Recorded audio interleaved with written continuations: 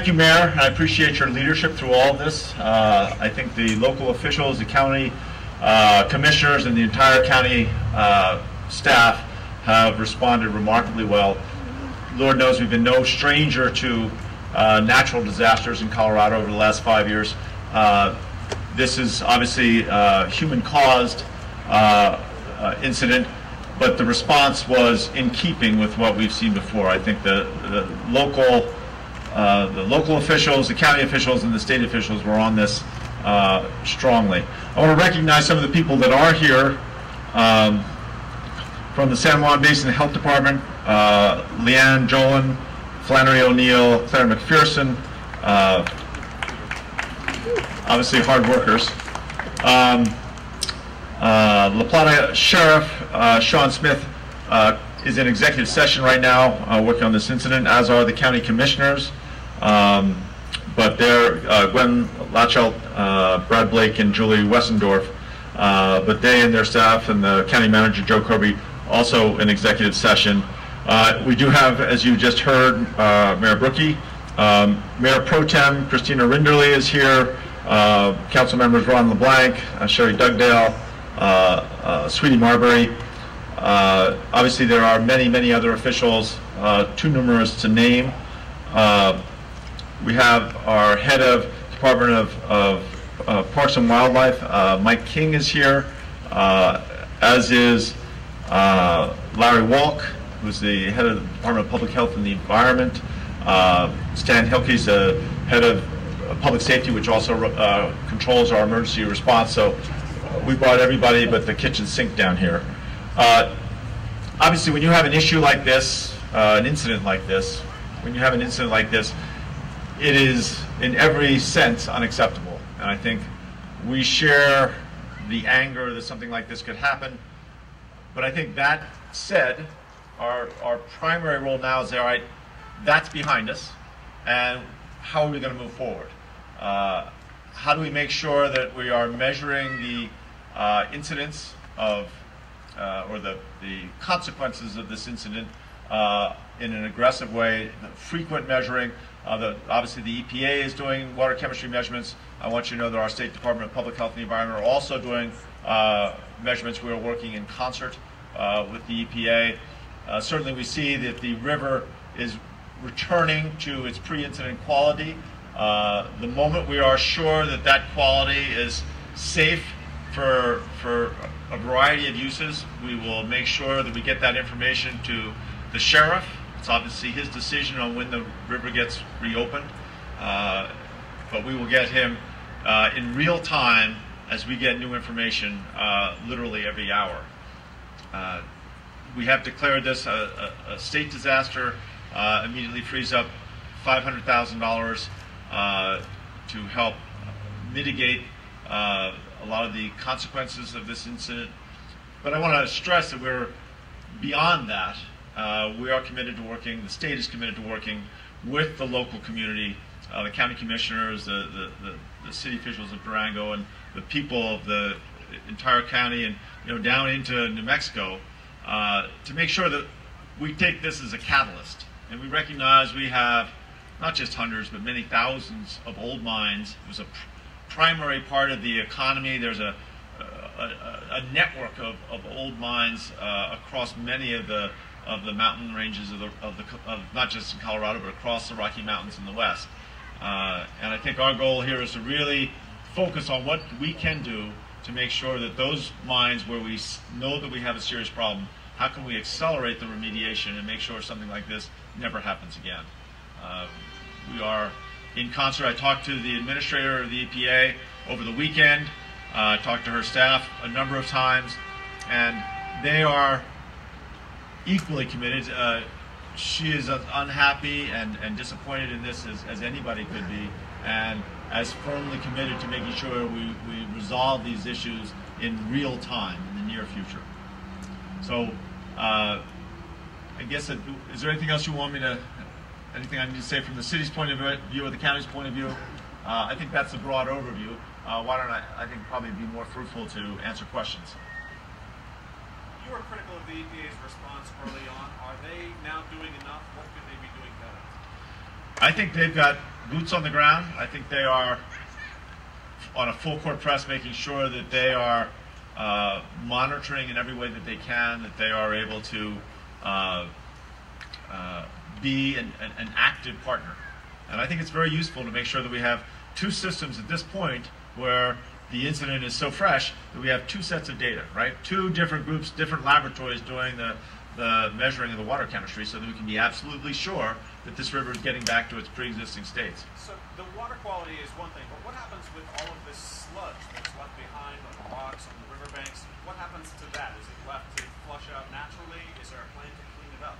Well, I think we need to examine that, and I think that's probably the wrong word. I would look at it as a veneer. The places we've looked at it, it's very thin. It's mostly just in places where you had eddies, where there's any kind of a current. It is just washed away down the river. It's mostly, as close as I can tell, oxides of iron, zinc, maybe manganese, some of these heavy metals that are commonly, I mean, they wash off the rocky, the cliff faces with or without mining. So we've always had issues with metals in our streams and rivers in Colorado. The mining obviously exaggerated that dramatically, concentrated those offlows. What we saw in an incident like this is that you get a giant spike. At least based on the pH, the data that they just showed me this morning, it looks like that spike lasted about 8 hours.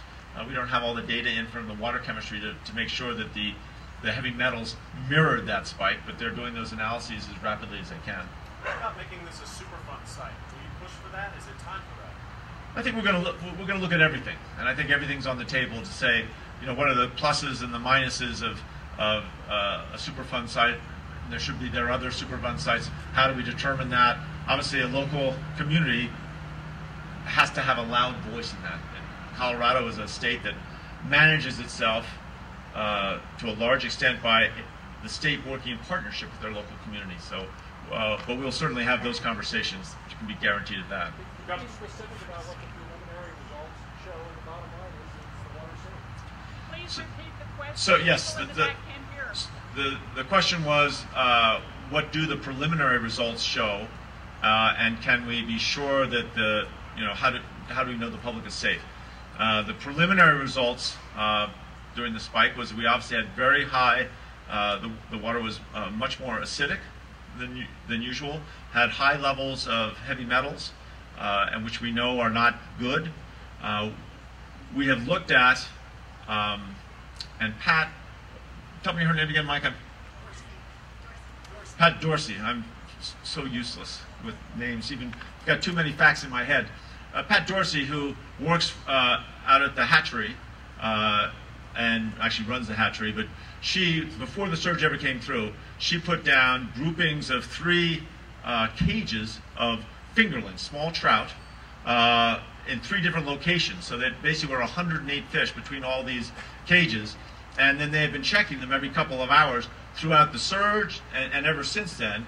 And on the first day, one of the fish died, which is not uncommon when you move 108 fish around. But since then, every fish is still healthy to all appearances. And we went and looked at a bunch of them at 9 o'clock this morning, and they showed every indication of being healthy. We will obviously measure them for toxicology and see whether they took in heavy metals during the surge, but it doesn't appear that the fish, or we also there's a group here that whose name I just forgot as well, the Mountain Studies Institute, who is an incredible resource, and I mean that sincerely. But they were looking at the invertebrates, so the insects, and especially benthic invertebrates, so the ones that are kind of crawling along the bottom of the river to check on their health and to be able to make sure we have sampling so that we can measure any toxins in that population as well. And again, there does not appear to be any die-off in the insects that the fish are used for nourishment. So that is great news. Does that mean we have all the answers?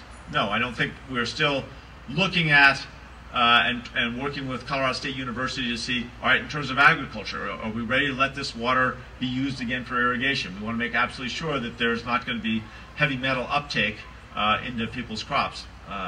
Can we use the water for, when properly treated, for public consumption?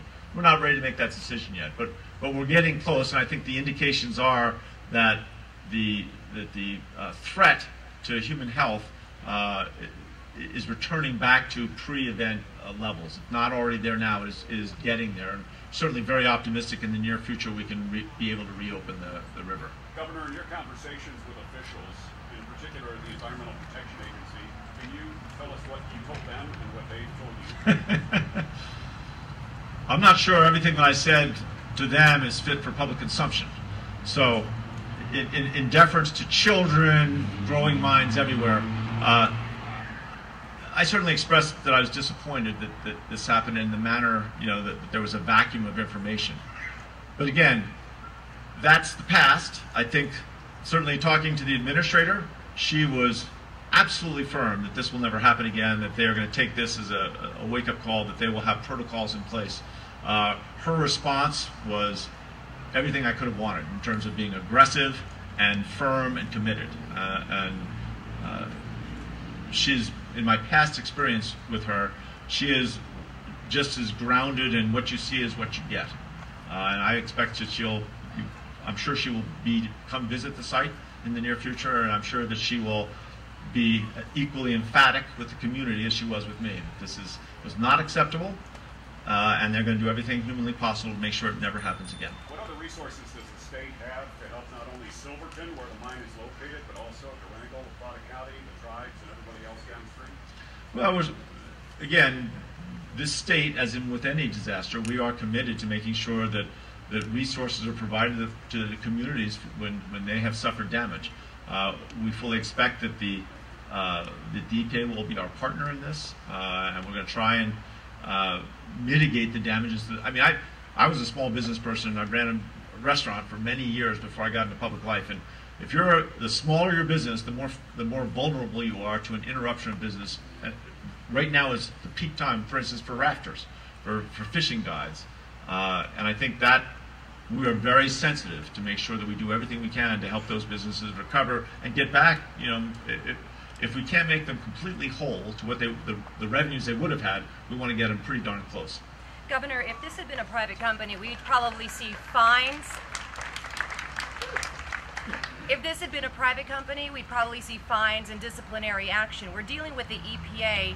Residents want accountability. How do you give that to them? Well, it would be obviously the EPA is not going to fine itself, right? They're the ones who administer these fines. The difference is the EPA is not trying to make a profit, right? And that's the reason.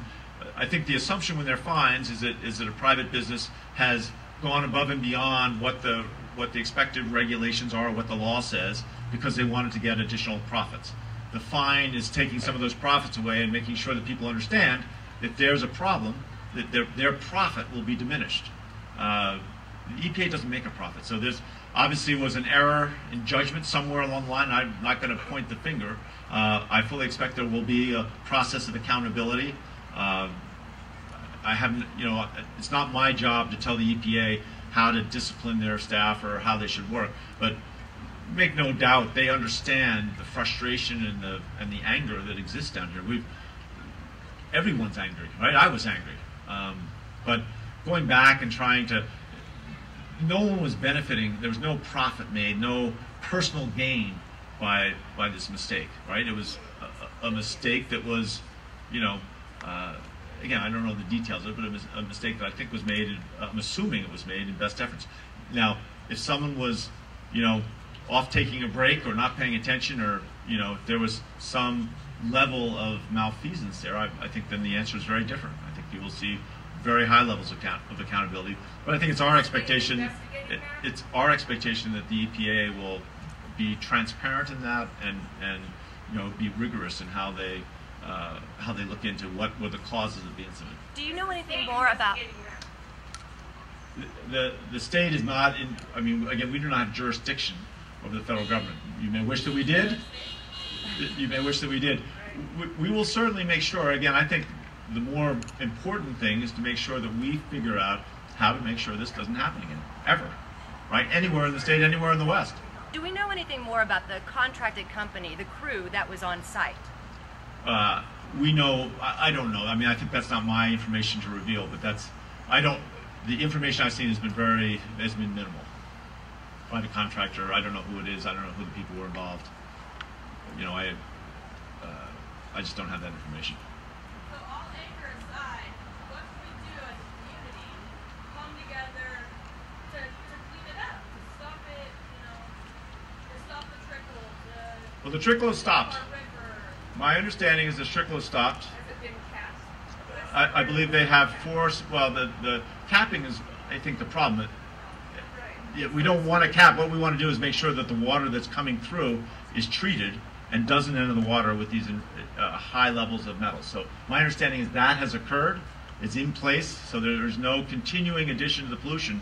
I think the better question is, all these other mines, are there trickles coming through there, and how well or how quickly can we assess or reassess the conditions of those mines? Because we have assessments of every one of those mines, but in many cases they could be 10 years old. So we are committed with the EPA to go back and look at and update all those assessments so we can make sure that those places where there might be a problem, we'll be able to address it before the problem becomes serious. But is there anything we can do with our time? Everybody here to Get on the banks and pluck the dirt up and get that water going down. You know, I was talking to a friend yesterday who, well, and was saying that you will never, said, Governor, you will never be in another community that loves their river as much as this community does. Right? And I'm sure I won't say who he is, but he does own a brew pub down here. So, and obviously, we would love to find some way where people can do something to help the river, to show, express that affection and that love for the river that is clearly runs so deeply through not just Durango but the entire county. We'll certainly look at that. I don't, you have to be careful to make sure that you're really mitigating and helping resolve the situation, and we also want to make sure we don't ever put people at risk. But I hear you. Certainly we will look at that. Governor, can you give any more of a firm timetable in terms of when this will reopen? Are we talking days, weeks? We'll probably reopen in stages. My guess is it'll reopen for, I don't know, rafting and fishing. My guess is that and this is conjecture, so maybe until we get toxicology, we may reopen it for fishing, but catch and release, just to make sure that we are absolutely safe, that we know exactly what the consequences are. It's probably too soon to give a firm estimate, but I think, like in a day, I was hoping that we would get that information. I wanted the information day before yesterday, but as soon as humanly possible. And I would, if we don't have that information, let's say 24 hours from now, at least be able to say, here's the reason why we're not opening. We have this blip in the data, but we're going as fast as we can. I mean, as a small business person most of my life, I know what it's like to have your business sitting on the side of commerce when there's business waiting to be done. In other words, if the water continues to test well, will you push for reopening before the 17th? Well, again, this is a joint decision. So the sheriff, ultimately, he's the one who closed the river. He's the one who opens the river. I want to get, if there's positive information that scientifically would encourage him to reopen the river, I want to have that information in his hands the moment we have it. And by that I mean in minutes, not in hours, not in days, the moment we have it. Ultimately, I mean, that decision is made together. We advise, the sheriff will make that decision. I'm sure he'll make that decision in conjunction with the county commissioners and the mayor and all the local officials. Would you like to see the EPA apologize to this community? They owe them an apology for what they did? Well, I think that the EPA has apologized. I think that there is a desire from conversations I've had that the apology wasn't sufficiently public, and well, I think this is, but we're not in the no one was making a profit, and there's a difference between making a profit. The EPA does. Government can get away with whatever they want. That's and right. They're not trying to make a profit. Exactly. it's not a question of getting away. It's a question of trying to make sure when someone makes a mistake that you resolve it.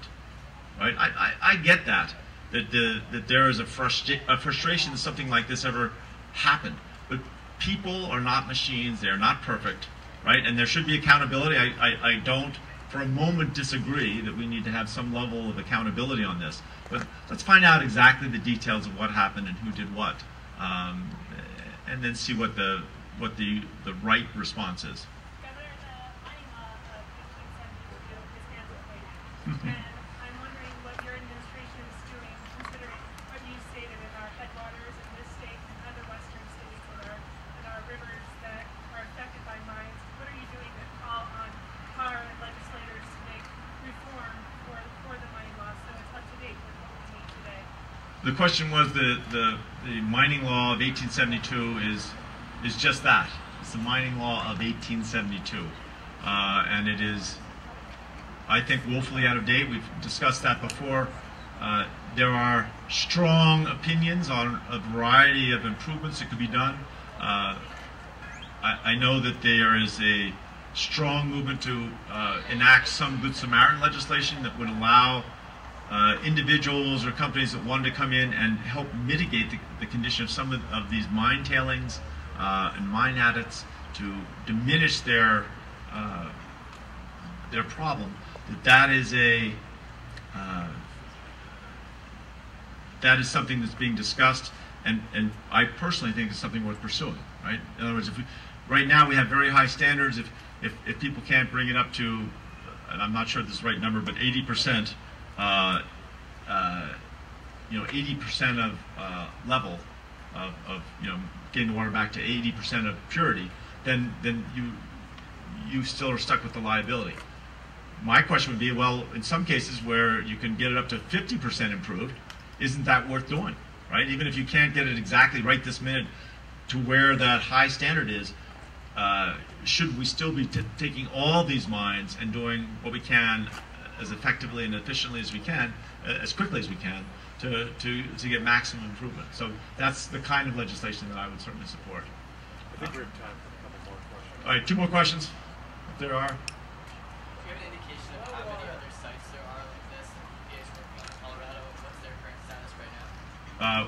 I don't have the exact number. I know there are a number of other sites that are being worked on. Well, I don't know if do we have that? How many other EPA sites do we have?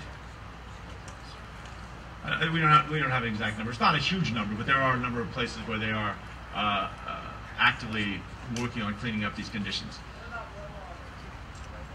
We don't think that this should have any effect on well water. That would be very remote, hard to imagine. Let me just finish and just say that this is not only one of the most beautiful parts of Colorado, but one of the most beautiful parts of America. That Durango is open for business, that we're going to get, in the next few days is my full expectation that we will have, rafters, fishermen, everybody back in business. So we will not rest until we're able to get this river back to its pre-event condition and the economy back to where it was. More better. More better. That's fair enough. As we said at every single, and I should finish with that every disaster this state's faced, in the end, we are committed to making sure that we're better after than we were before, and we will do that here.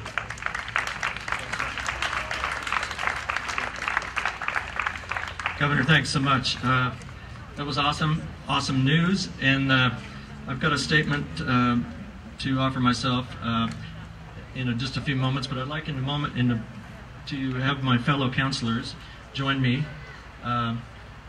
Past Mayor Dick White, Past Mayor Sweetie Marbury, and Past Mayor Christina Rinderle, also Mayor Pro Tem.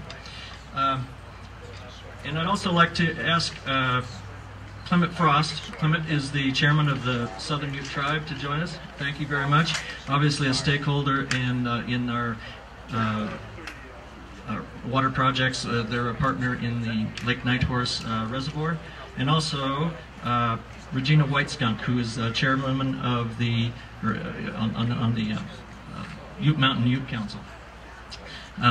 So First thing I'd like to, welcome the community. I'd also like to welcome the press, the media, that wherever you've come from. Thanks so much. What I would like to say to you, make an invitation to you, is just a statement. I see our Director of Economic Development, our Director of Chamber of Commerce, and our Director of Business Development downtown. They haven't slept since they heard on CNN that Durango was closed for the season. So I would like all of you media to rent a bike. We are known as a world-class mountain biking community. We have hundreds of miles of trails to explore that you can leave this very park and be in something fairly aggressive in no time. We have a national park 35 miles from here, Mesa Verde. We have better fishing alternatives than you would have ever experienced on the Animas River. We have historic narrow gauge railroad that is probably due to come through here any second with 1,500 tourists per day. We have arts and cultural exhibits and plays. This evening you can encounter a play, have a nice dinner, walk downtown, join at least 1,000 other tourists that are currently enjoying our community. So clearly we are not closed for the season. And we have a number of other alternatives. As much as we love our river, we are a recreational community and we are open for business. So with that, there's also been a number of misstatements about where we get our water. The city of Durango has a couple of alternative water sources.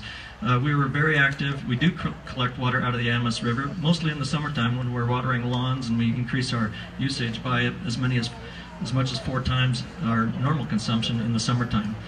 Normally we get, because of the high mineral content of the Animas, historically, we get our water out of the Florida watershed, which is a river just slightly to the east of here. That's our primary water source. It's clean, it's not contaminated, that's why we use it. We use summertime water out of the Animas, and we have immediately responded with shutting off the pumps that feed our reservoir, so our system is not contaminated, will not be contaminated, nor is our reservoir. We've taken extraordinary measures for water conservation. Our community has reduced by half over the past 6 days the water consumption, which has allowed us to restore our reservoir to the fullest extent. The state has allowed us to actually top off that reservoir to another 3 feet of elevation. So we are confident that we can survive this event with adequate water supply to the citizens of Durango. That's a different scenario than out in the county. When you're not on a municipal water system, we are concerned about that well water, those irrigation ditches, those other folks that have been impacted by the surge of mineral content coming down the Animas River. It's really hard to listen to somebody that can't pronounce Animas tell you that your town is closed. I can say that. So with that, again, in closing, with the conversations that we've had here this morning with the governor, along with the results that the EPA is coming up with, ultimately, and those results that the fish that we saw alive and well this morning, the macroinvertebrates that Mountain Studies presented with us, which are the fish food that create a healthy life, aquatic life in the Animas River. They took samples immediately before and immediately after the surge, and they're all alive and swimming well, amazingly. So with that, I have this statement. We are a town rich in mining history. It's the basis on which Durango was founded. Our predecessors reaped the benefits of our mountain's minerals, and we now better understand some of the consequences of our rich heritage in technicolor graphic reality. We are at a point in our history to come together to harness different resources, those of our federal and state governments. We can't do this alone, combined with the demonstrated knowledge of the local citizens, organizations, and governments, to create a new era in our mining heritage and devise a long-term comprehensive approach to protect our Animas River watershed. We do not need a repeat performance, and I can see this tragedy as a unique opportunity, a watershed moment to focus our energy on immediate protection of public health and safety, understanding the short and long-term effects on our community, economy, and environment, and identifying longer-term solutions that bring the science, politics, and our fellow impacted communities from Silverton to Lake Powell together to chart a healthier future. As the saying goes, we all live downstream. That's a boater term if you're not familiar. What we've witnessed here today is that our aquatic life is amazingly resilient. I believe we too, as a community, are equally resilient. Moving forward, we need to focus on the immediate health and safety risks and long-term implications, followed by developing a comprehensive cleanup strategy, long-term monitoring, and turning our focus upstream to what the President of the Navajo Nation described 2 nights ago as the mouth of the tiger. Thank you, Governor, for your presence today, your concern, your staff support from the get-go, your check, thank you, and ongoing support in the future. I'm sure we can count on that. And I should also say that we, 2 days ago, Sunday morning, 9 o'clock, walked this very same river with Senators Bennett, Gardner, and flew in immediately to see what this was all about. And there was some, we also then dispatched to meet with the EPA. There was equally harsh words there as well, but we all came to an understanding. We're boots on the ground at this point. We may have really good news. This is obviously really great news, but I really want to, as I said, take this opportunity to change the future of our mining heritage going forward. In closing, I'd like to thank the combined and tireless efforts of our local emergency response team from the City of Durango and La Plata County staff, the San Juan Basin Health Department, and the elected officials for the well-choreographed response to this incident. Thanks so much for being here today.